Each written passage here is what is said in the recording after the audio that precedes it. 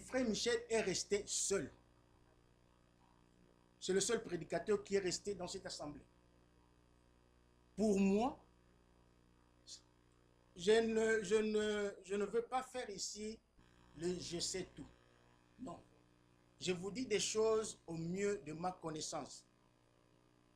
Si les choses que je vais vous dire ce soir, vous avez un avis contraire, je suis prêt à vous rencontrer pourvu que vous m'ameniez la Bible et vous m'ameniez le Branham ou Franck. Alors dans ces cas-là, je viendrai ici et je dirai le contraire.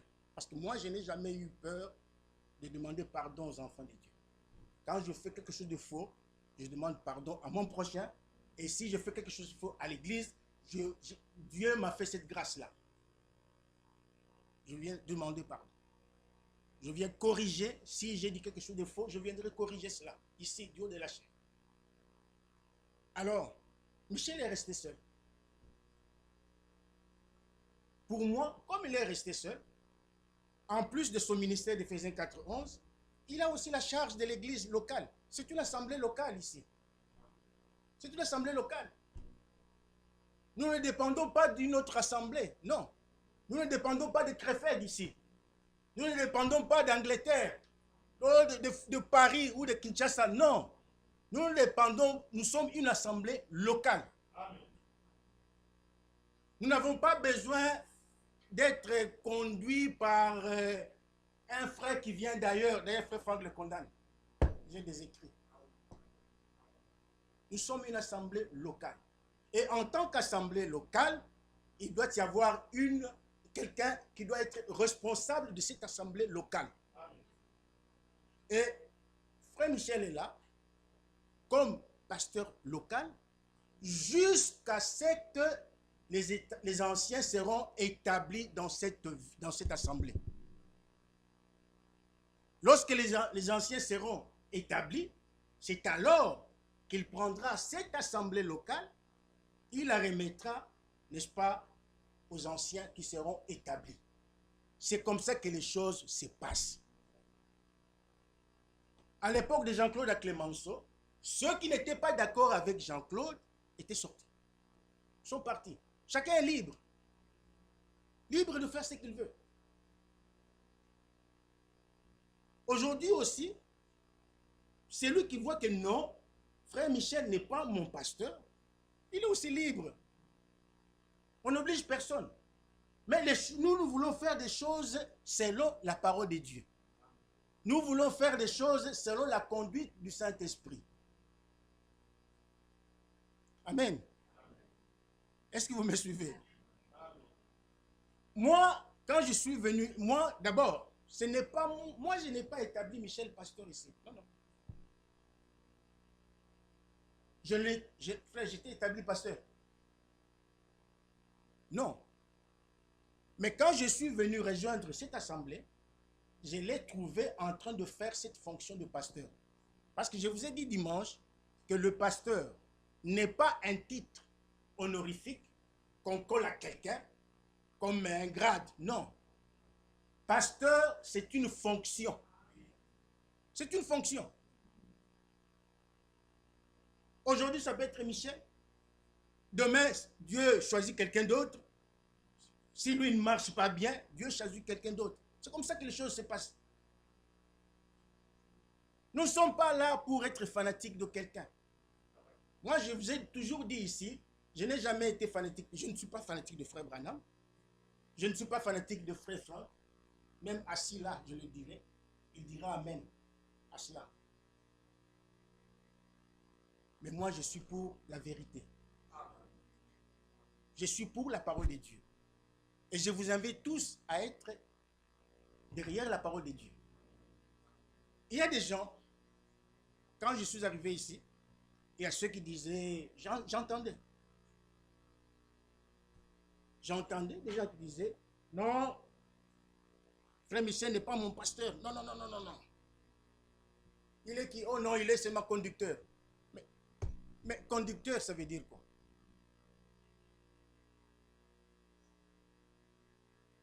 Quel est le rôle du pasteur? n'est-ce pas, de conduire. Le mot pasteur se traduit aussi en berger. Un berger, selon les dictionnaires, c'est une personne, j'avais noté ça, c'est une personne qui est chargée de prendre soin et de conduire un troupeau. Allez dans la nature, vous allez le comprendre. Dans la nature, c'est lui qui conduit les troupeaux, des brebis, des moutons, des vaches et tout ça, on l'appelle pasteur ou berger. Ce n'est pas un grade. Ce n'est pas élever quelqu'un. Et d'ailleurs, je vous demande de ne l'appeler jamais pasteur. Appelez-le frère Michel. Mais en l'appelant frère Michel, vous devez reconnaître en lui qu'il joue le rôle d'un pasteur. Il est berger, il veille sur vos âmes. Il veille sur vos âmes. Quand vous avez un problème, allez le voir. Problème de mariage, allez le voir. Non, mais ne nous voilons pas la face, mes frères et sœurs. Disons-nous la vérité. Nous ne sommes pas là pour nous disputer les fonctions, disputer le ministère. Non! La Bible dit que, mais à chacun de nous, la grâce a été donnée selon la mesure du don du Christ. Amen. Amen. Chacun a sa place.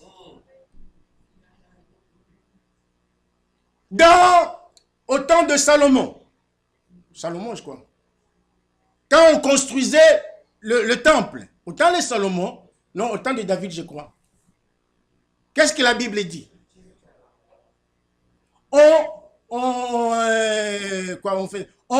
On se servait des pierres qui étaient toutes bien taillées. On se servait des pierres qui étaient toutes taillées, de tel point que lorsqu'on construisait la maison, on n'entendait ni cri du marteau ou d'un instrument quelconque. Il n'y avait pas de bruit. Il n'y avait pas de bruit. Pourquoi? Parce que chaque pierre était à sa place. Chaque pierre était à sa place. Et ici, si nous sommes venus pour former le corps de Christ, alors nous devons comprendre que dans le corps du Christ, chacun de nous a sa place.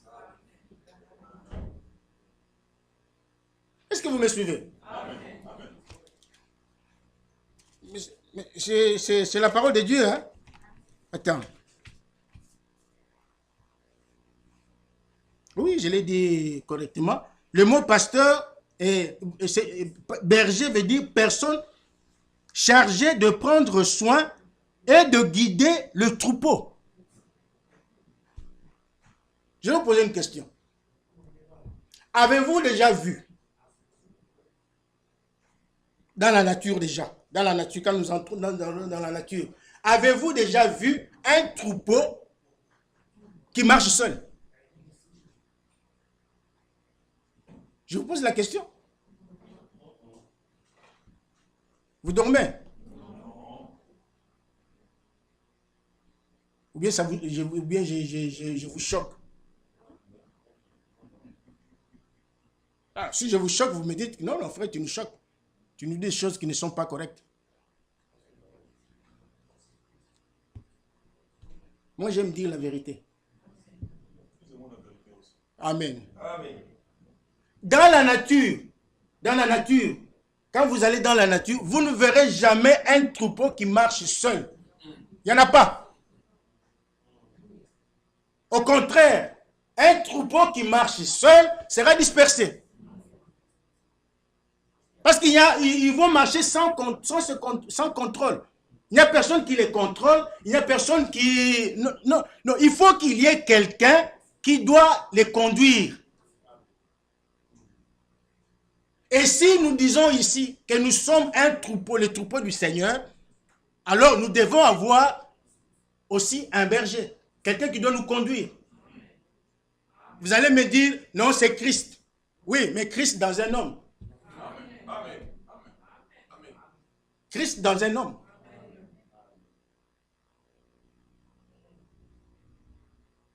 Je ne dis pas ces choses pour élever le frère Michel. Non, non, non, non.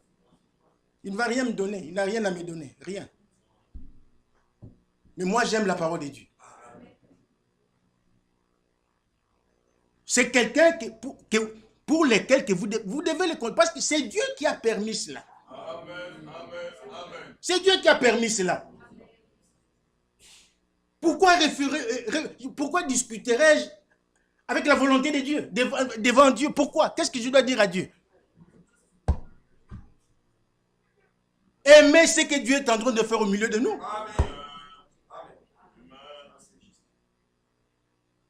Si nous reconnaissons que réellement Dieu est au milieu de nous, acceptons aussi sa volonté. Acceptons ce qu'il fait au milieu de nous. Acceptons cela. Et marchons selon la volonté de Dieu. Pour vous montrer qu'un troupeau doit nécessairement avoir un berger, lisons Jérémie chapitre 23.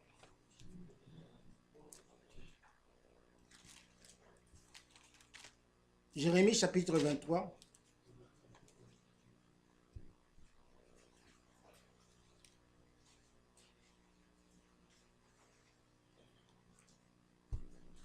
À partir du premier verset. Malheur aux bergers qui détruisent et dispersent le troupeau de mon pâturage, dit l'Éternel. Donc, le Seigneur a son troupeau. Ici, Dieu parle de son troupeau. Il dit les troupeaux de mon pâturage. Maintenant, il dit malheur aux bergers. Donc, le Seigneur avait établi des bergers sur son troupeau, sur le troupeau de son pâturage, mais ces bergers se sont mal conduits. Ils ont détruit les bergers. Au lieu de prendre soin de ces brebis, qu'est-ce que je disais? Ils ont détruit les brebis. Au lieu de prendre soin des brebis, ils les ont abandonnés. Ils ont cherché la graisse, ils ont cherché la viande, etc. Ils ont abandonné le troupeau de Dieu. Le verset 22 dit, c'est pourquoi ainsi parle l'Éternel, le Dieu d'Israël, sur les bergers qui paissent mon peuple. Vous avez dispersé mes brebis, vous les avez chassés, vous n'en avez pas pris soin. Voici, je vous châtirai à cause de la méchanceté de vos actions, dit l'Éternel. Donc, si vous lisez ce verset, vous comprendrez que Dieu a un troupeau. Le peuple de Dieu est le troupeau de Dieu. Et sur le peuple de Dieu, Dieu établit toujours un berger ou des bergers. Vous comprenez? Et dit, si nous sommes le troupeau de Dieu, nous sommes censés aussi avoir un berger. Et si Dieu a permis que ce soit frère Michel, où est mon problème? Où est mon problème? Au contraire, mon devoir, c'est de prier pour lui. De prier beaucoup pour lui. Pour que Dieu lui donne davantage la sagesse, qu'il lui donne la force, l'amour pour conduire le peuple de Dieu. Mais s'il fait des bêtises, Dieu va l'écarter. Et il mettra quelqu'un d'autre. C'est comme ça que Dieu marche.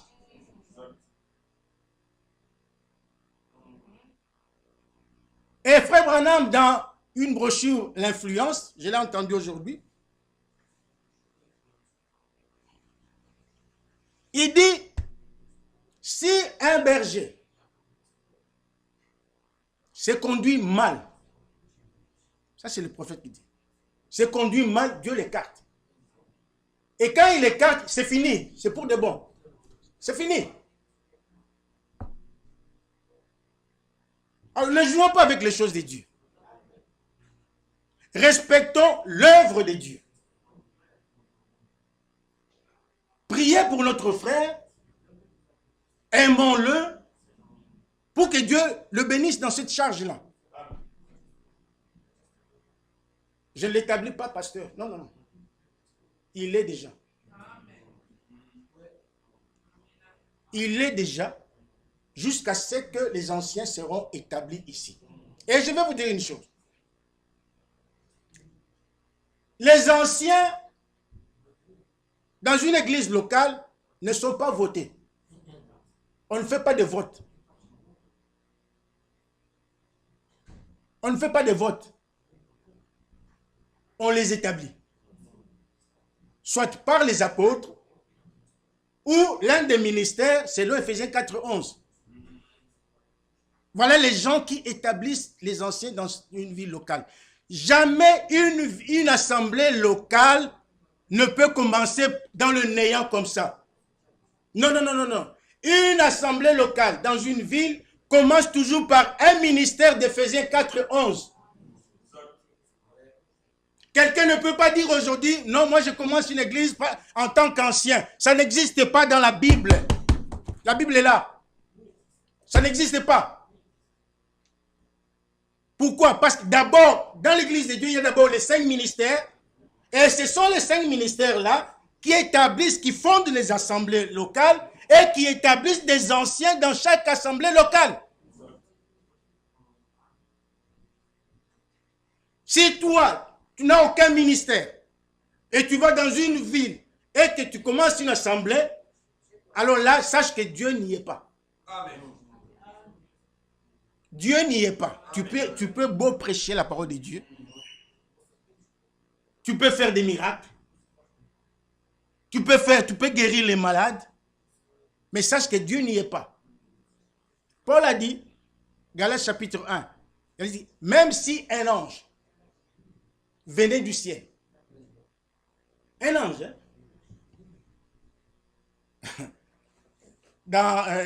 Le même Paul dit que l'ange, un ange de Satan se déguise en ange de lumière. Quand un ange vous apparaît, mes frères et sœurs, il vient vers vous, vous allez paniquer, vous allez trembler. Vous aurez la chair de poule. Si vous n'êtes pas versé dans les Saintes Écritures, vous ne saurez pas discerner si cet ange-là, cet ange-ci vient de Dieu ou vient du diable. Parce que le diable a aussi ses anges à lui. Alors maintenant, Paul dit, si un ange venait du ciel et vous apportait un évangile contraire à celui que moi, Paul, je vous ai annoncé, que cet ange-là soit maudit. Qu'il soit maudit. Alors si toi tu viens aujourd'hui, tu dis que non, moi je commence une œuvre quelque part et que tu n'as pas de ministère, sache que Dieu n'y est pas. Dieu n'est pas dans cette affaire-là. Même si tu connais le message. D'ailleurs, celui qui connaît le message ne ferait pas une telle chose. Amen. Parce qu'il connaît le message. Le message Dieu nous a révélé beaucoup de choses. Parce que le message c'est quoi? C'est nous ramener à la parole de Dieu. Amen. Le message c'est nous ramener à Dieu. Ramener à la parole de Dieu, c'est ramener à Dieu. Et quand le message est venu pour nous ramener à la foi des apôtres, aux enseignements apostoliques. Donc nous devons enseigner comme les apôtres avaient enseigné. Du temps des apôtres, il n'y avait pas quelqu'un qui était sorti au hasard et il commence l'église comme ça. Non, ça n'a pas existé. Ce sont les ministères d'Éphésiens 4:11 qui ont fait ce travail-là. Alléluia. C'est comme ça. Nous devons connaître ces choses-là. Voilà pourquoi du moins ce jour-là, dimanche, j'ai eu le courage d'appeler frère Michel pasteur devant vous tous. Ça ne venait pas de moi, c'est sorti comme ça. Après, j'ai compris que c'est Dieu qui avait ouvert ma bouche. Pour que je vous dise ces choses aujourd'hui. Comprenons bien ces choses. Frère Branham dit,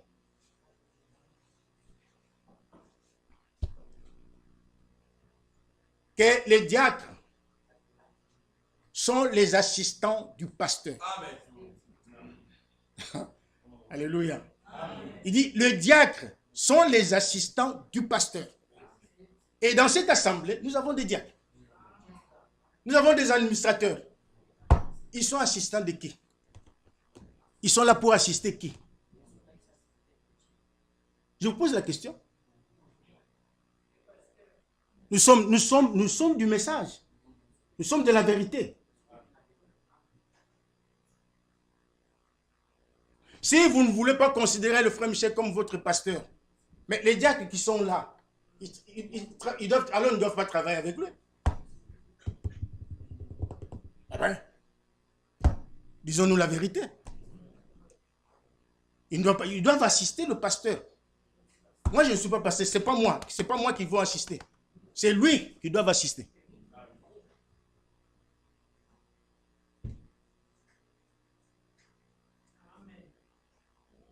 Soyons conséquents avec nous-mêmes, mes frères. Ne prenons pas les choses à la légère.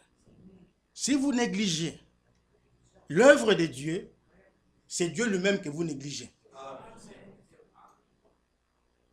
Je ne vous demande pas d'aller vous incliner devant Michel. Non. Ça c'est du diable. De faire de lui un super-homme. Non. C'est un homme comme vous et moi. Mais seulement Dieu a permis qu'il ait cette charge-là dans cette assemblée. Donc il a deux ministères. Il a son ministère d'Éphésiens 4:11. Et il a aussi la charge de l'assemblée locale. En tant que ministre d'Éphésiens 4:11, il peut aller en Angleterre comme il en a l'habitude et ailleurs prêcher la parole de Dieu. Mais en tant que responsable de l'assemblée locale, il prend soin de vos âmes et de mon âme aussi. C'est pourquoi j'ai dit tout à l'heure, quand vous avez un problème, c'est à lui qu'il faut aller voir. Ne venez pas me voir, moi, non. Ne venez pas me voir. Vous avez un problème de mariage. Vous avez un problème de je ne sais pas quoi. Allez voir le frère Michel. C'est lui que Dieu a donné cette charge-là. Pas à moi.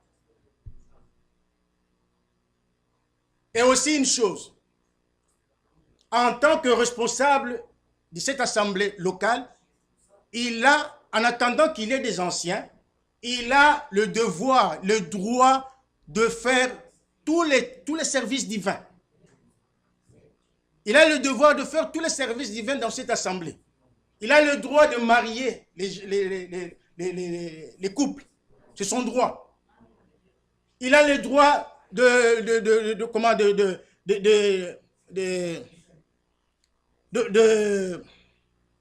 diriger la Sainte Seine. C'est son droit. Il a le droit de baptiser. S'il dit aujourd'hui, non, tel frère, ou bien frère Job, c'est toi qui vas baptiser telle personne. C'est son droit. Parce que les diacres sont les assistants du pasteur. Je voudrais revenir sur ceci.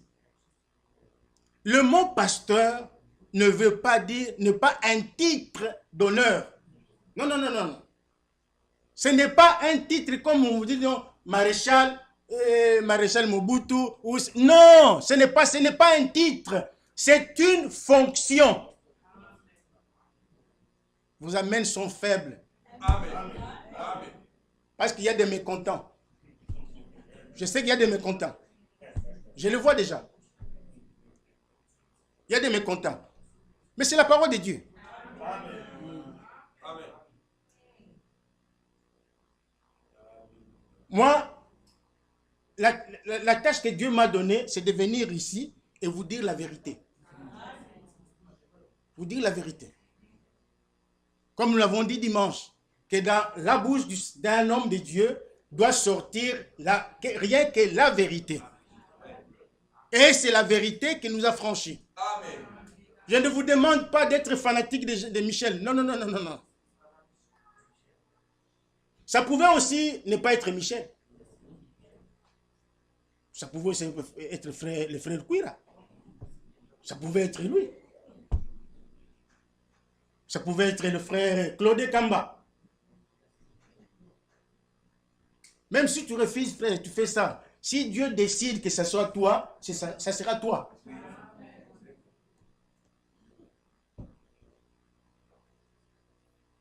Et dans cette assemblée, nous avons le projet. Nous avons ça dans la tête d'installer, d'établir des anciens, comme je l'ai dit. Parce qu'une assemblée locale doit nécessairement être conduite par des anciens. C'est pourquoi vous, mes sœurs, qui êtes mariées, je reviens encore là-dessus. Supportez-moi. Vous, les sœurs qui êtes mariées, sachez que par votre mauvais comportement, vous allez faire éliminer vos maris. Et par votre bon comportement, vous allez faire élever vos maris.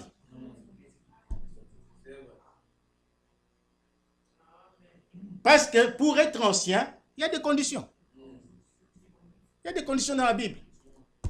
Et parmi les conditions, on voit les femmes, même valable aussi pour les diacres. Nous avons déjà des diacres dans cette assemblée. Mais si un jour, nous voyons la femme d'un diacre se comporter mal, avoir une mauvaise vie, eh bien, nous excluons son mari comme diacre. C'est la parole. Parce que la femme d'un diacre, la femme d'un ancien, doit être une femme exemplaire. Elle doit être une femme correcte. C'est pourquoi il est important maintenant de chercher le baptême du Saint-Esprit. Moi, je suis en train de me poser une question ce jour aussi. Pourquoi les gens ne reçoivent-ils pas le Saint-Esprit? C'est une question que je me pose et je me la pose devant vous. Vous aussi à votre tour.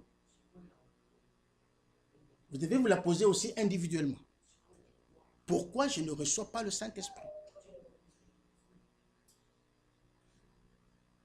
Pourquoi je ne reçois pas le Saint-Esprit? Ça fait 5 ans que je suis dans ce message. Ça fait 10 ans que je suis dans ce message. Mais Seigneur, pourquoi tu ne me donnes pas le Saint-Esprit?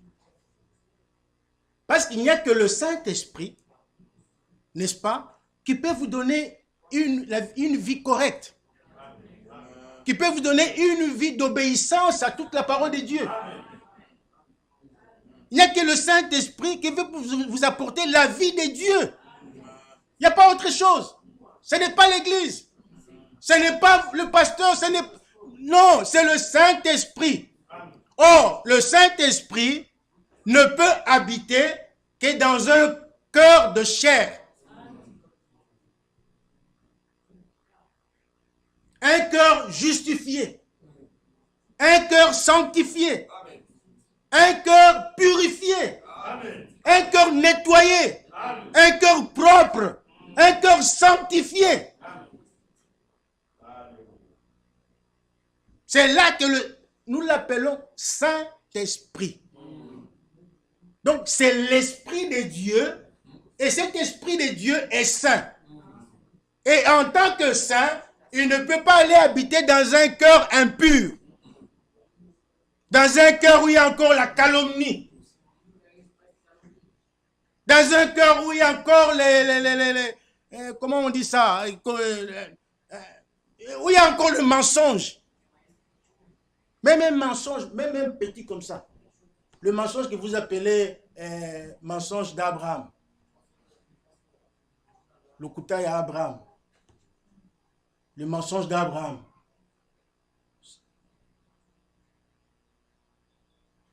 Si vous... Frère, est-ce que tu peux me trouver rapidement qu'est-ce que le Saint-Esprit? Le petit... Vous savez, la Bible dit, quelque part, je n'ai pas le verset, il est dit que si nous sommes fidèles dans les petites choses, nous les serons aussi dans les grandes. Amen. Alléluia. Parce que très souvent, nous négligeons. Ah bon, ça, c'est rien. Ça, c'est rien. C'est pas grave. Ça, c'est toi qui dis que c'est pas grave. Mais est-ce que Dieu aussi dit que ce n'est pas grave? Frère Branham, le prophète de Dieu, a fait mentir sa femme.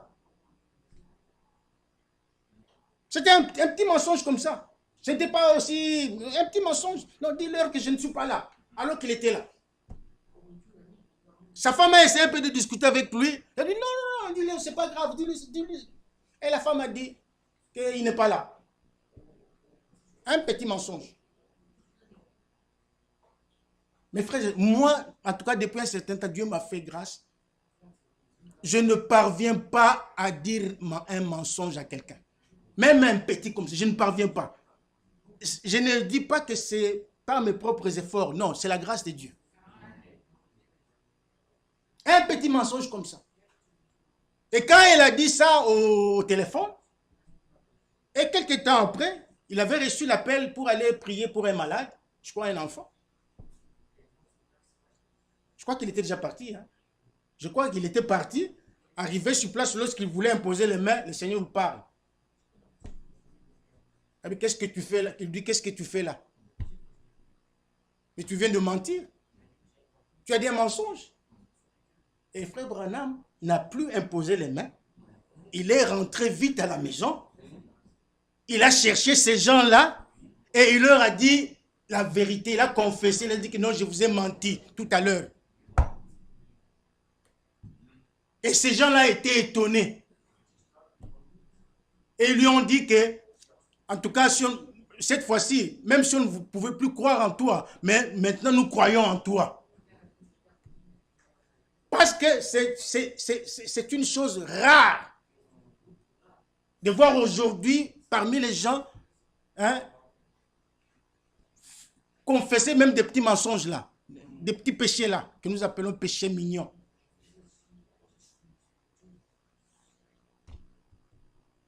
Même un petit mensonge, quand on est fidèle dans les petites choses, on le sera aussi dans les grandes. Mais si on est injuste dans les petites choses, on le sera aussi dans les grandes.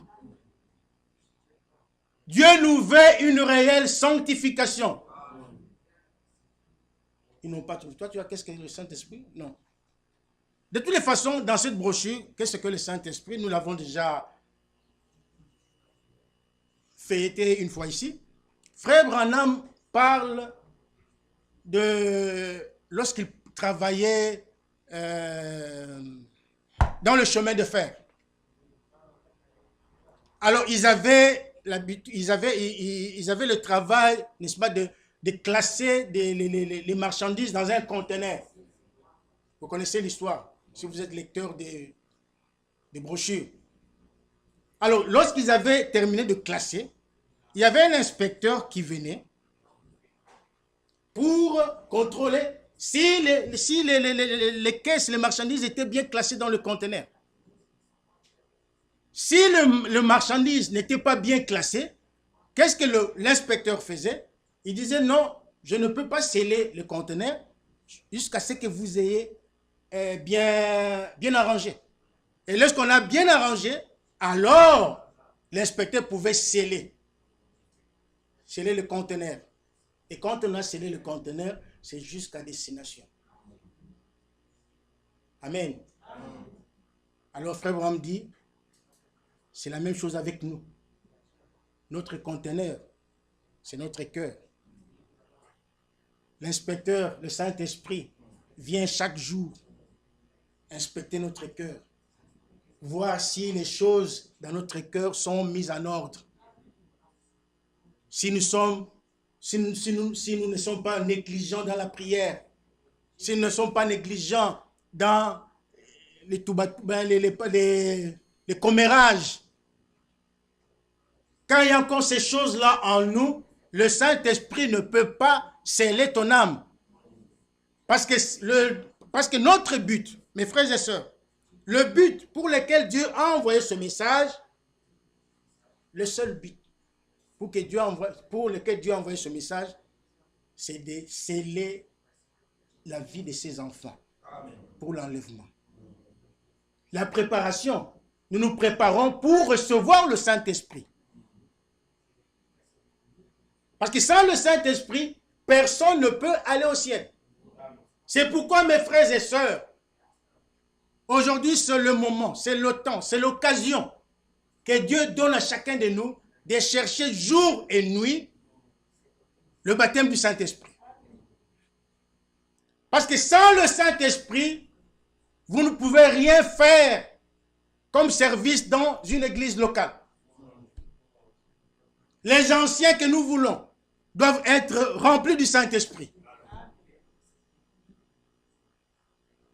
Les diacres que nous voulons prochainement doivent être baptisés du Saint-Esprit. Nous voulons une église baptisée du Saint-Esprit, remplie du Saint-Esprit.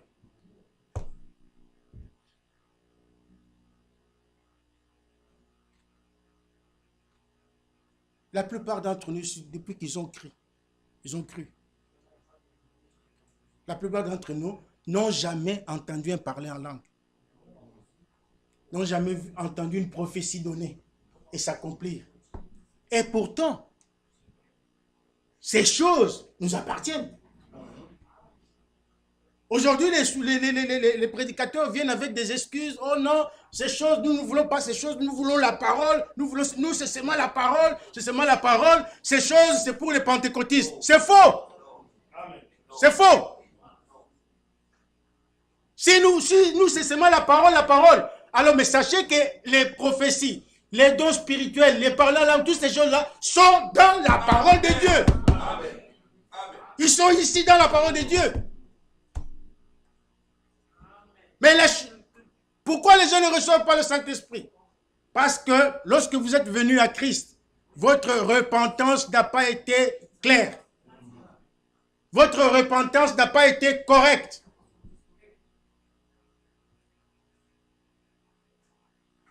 Pierre dit, lorsqu'on lui a posé la question, que ferons-nous, hommes frères?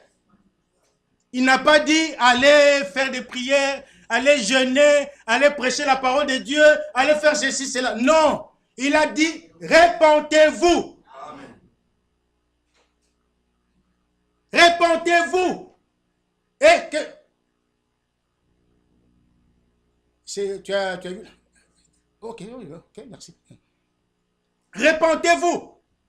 Et que chacun de vous soit baptisé dans le nom du Seigneur Jésus-Christ. Merci, frère. Est-ce que je saurais trouver ça? Que chacun de vous soit baptisé au nom du Seigneur Jésus-Christ pour la rémission de vos péchés. Parce que le pardon de vos péchés sont liés à la repentance, à la vraie repentance. Parce que pour que Dieu pardonne tes péchés, il faut d'abord la repentance. Parce qu'il n'y a qu'une seule chose qui peut arrêter la colère de Dieu, c'est une vraie repentance. Si ta repentance n'a pas été correcte, sache que quelque part, Dieu ne t'a pas encore pardonné. C'est dur de vous le dire, mais c'est comme ça. C'est pourquoi il faut que chacun, la Bible, Paul dit, examinez-vous. Que chacun s'examine. Pourquoi, depuis tous ces temps-là, je n'ai pas encore reçu le Saint-Esprit? Pourquoi? Vous devez vous révolter. Oui, vous devez vous révolter. Quand on vous dit allez mettre les mèches, vous êtes la première à aller mettre les mèches. Quand on vous dit ceci, c'est les... Ah, vous êtes la première. Ah, quand on vous dit c'est donc... Quand on vous permet aujourd'hui de mettre des bijoux, demain vous serez rempli de bijoux ici. Ça serait une bijouterie ici. Mais ce n'est pas ça qui est important. Ce n'est pas ça qui est important. Paul a dit, ne vous parez pas des bijoux, de toutes ces choses-là, mais que votre parure soit une parure intérieure, dans le cœur. C'est là dans le cœur. Votre beauté, c'est là dans le cœur. Ce n'est pas la beauté artificielle physique, non. Vous n'irez nulle part avec cette beauté-là, nulle part.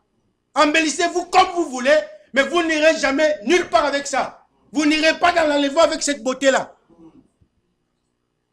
Mais si vous voulez aller au ciel, vous devez avoir un cœur pur, amen, un cœur correct, amen, un cœur propre, un cœur rempli du Saint-Esprit. Amen.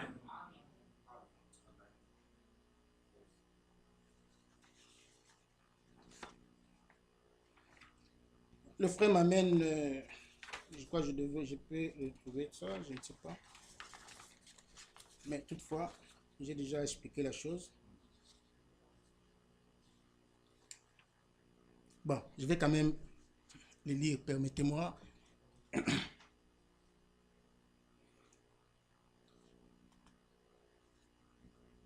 Alors, mon frère donc, depuis debout là, au fond, charge les wagons. Quand on est en train de charger un wagon, ils vont examiner ces wagons de fond en comble. L'inspecteur, et s'il trouve quelque chose de branlant qui risquerait,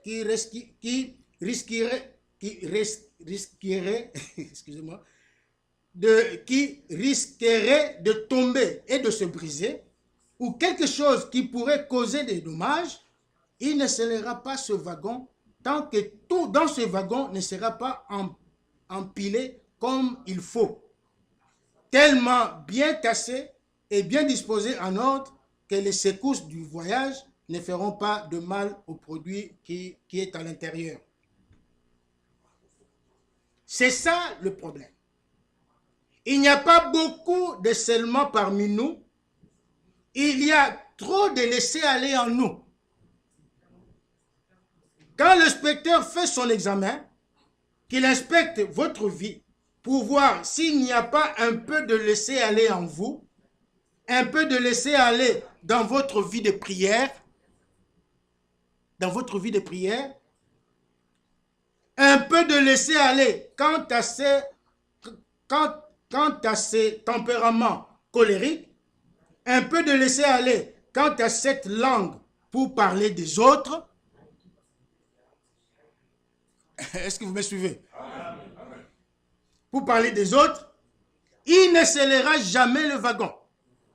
Des habitudes sales, des choses dégoûtantes, des pensées vulgaires. Il ne peut pas sceller le wagon. Mais quand il a trouvé tout à sa place, l'inspecteur alors, il le scelle.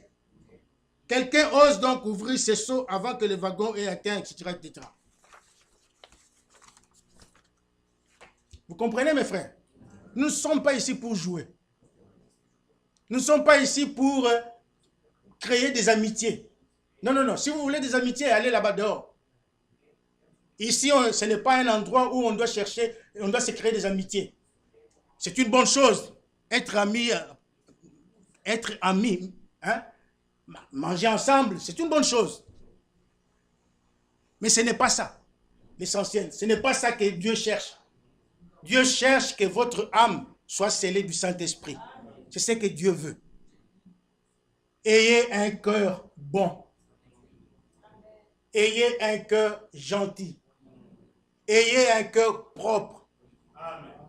Ayez un cœur plein d'amour. Aimons-nous les uns les autres. Supportons-nous les uns les autres. Je ne suis pas votre ennemi quand je vous dis la vérité. Non, non. Je vous dis la vérité parce que je vous aime.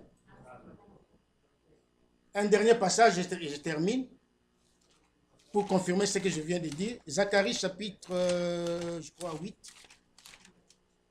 Zacharie 8, je crois.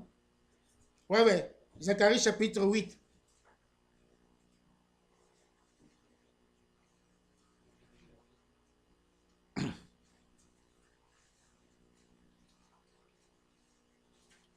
Zacharie chapitre 8, verset 16.